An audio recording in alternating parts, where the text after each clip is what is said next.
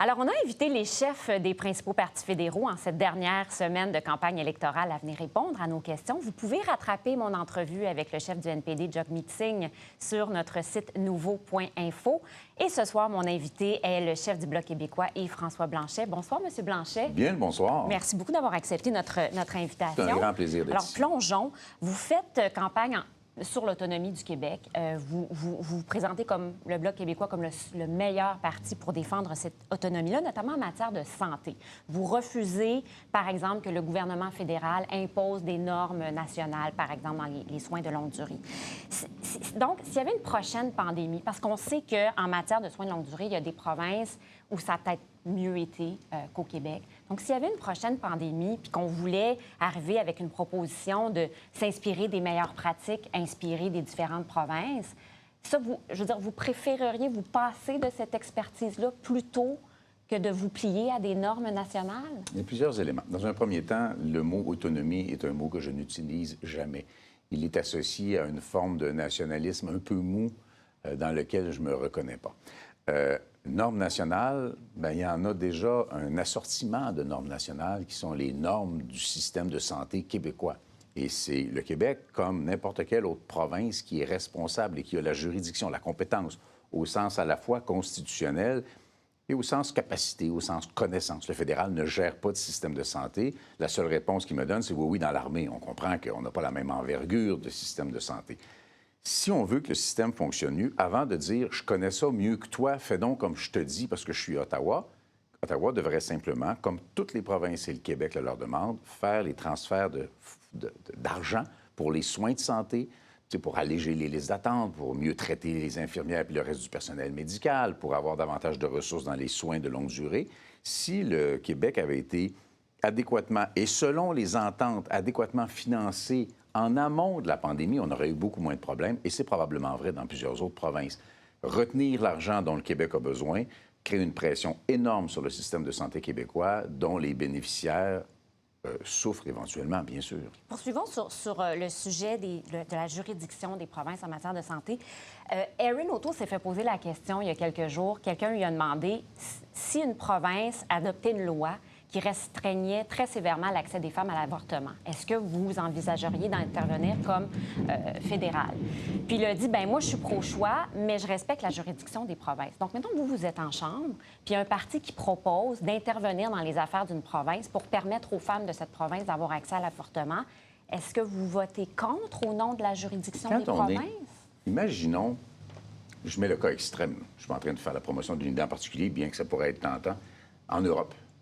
Si un pays européen n'est pas d'accord avec la politique d'un autre pays européen, ça ne lui donne pas le droit d'intervenir dans la politique intérieure. Bien, transposons ce raisonnement-là à l'échelle canadienne. La santé est une juridiction du Québec et des provinces. Alors, le Québec ne se donnera pas le droit d'intervenir dans le système de santé, dans ses valeurs de l'Ontario ou de la Colombie-Britannique ou de l'Alberta. On pourrait le faire en disant politiquement, nous, on exprime notre attachement au droit des femmes à disposer de leur propre corps, droit à l'avortement. On exprime notre attachement à ça. Mais on ne peut pas dire au gouvernement fédéral, on ne peut pas voter sur une loi qui empiète sur la juridiction d'une province. On ne change pas ses convictions quant à la juridiction des territoires ou des provinces du Canada sous prétexte qu'on n'est pas d'accord avec une décision donnée. Il faut juste être cohérent dans comment le système fonctionne. On ne les encouragera pas, mais on ne sera pas d'accord pour donner au fédéral un droit d'ingérence. En ce moment, il y a un gouvernement au Nouveau-Brunswick qui refuse de financer des services d'avortement dans la capitale Fredericton. Donc, vous ne seriez pas en faveur que le gouvernement fédéral agisse pour élargir cet accès-là pour les femmes du Nouveau-Brunswick? Je comprends très bien. Non, mais c'est un cas concret, là. C'est un cas concret, puis ça reste une juridiction du Nouveau-Brunswick. Moi, je peux être totalement en désaccord avec ce que le Nouveau-Brunswick fait. Ça ne me donne pas le droit d'intervenir. Je suis profondément en désaccord avec ce que le Texas fait au même sujet. Je n'ai pas le droit d'intervenir au Texas. Donc, évidemment, on pourra trouver de nombreux cas comme ça. Donc, tu es d'accord avec tout ce que quelqu'un fait dans sa juridiction et tu veux pas.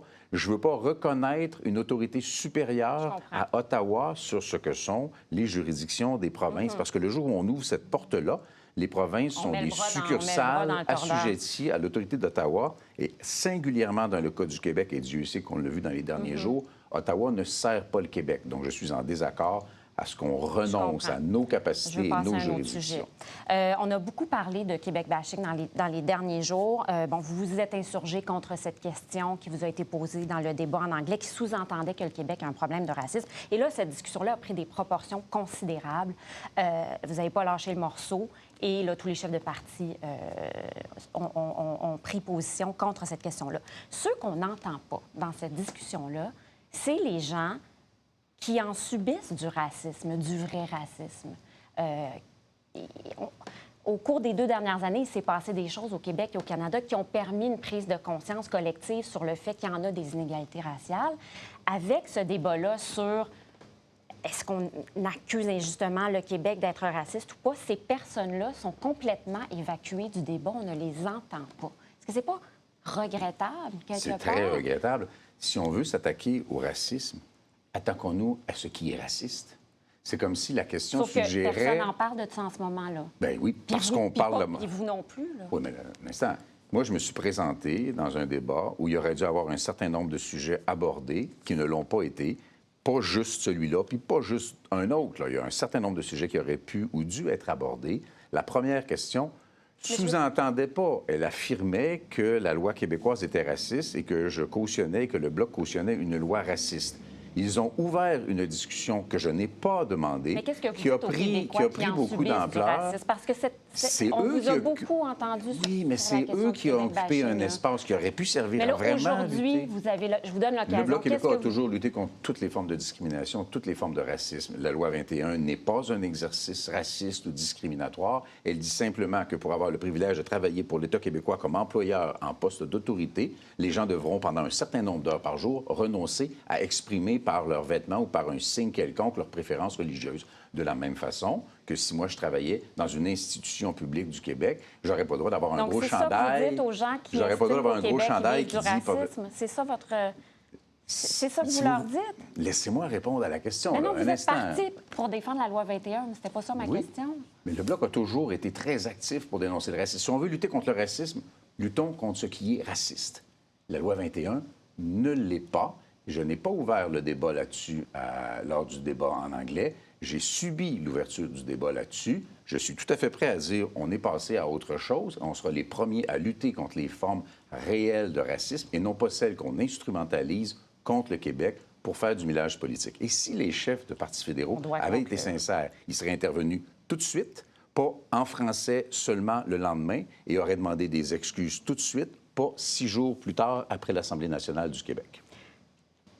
J'ai hâte qu'on ait l'occasion d'en reparler. Merci beaucoup d'être passé dans notre studio. Un grand plaisir. Bonne fin de campagne.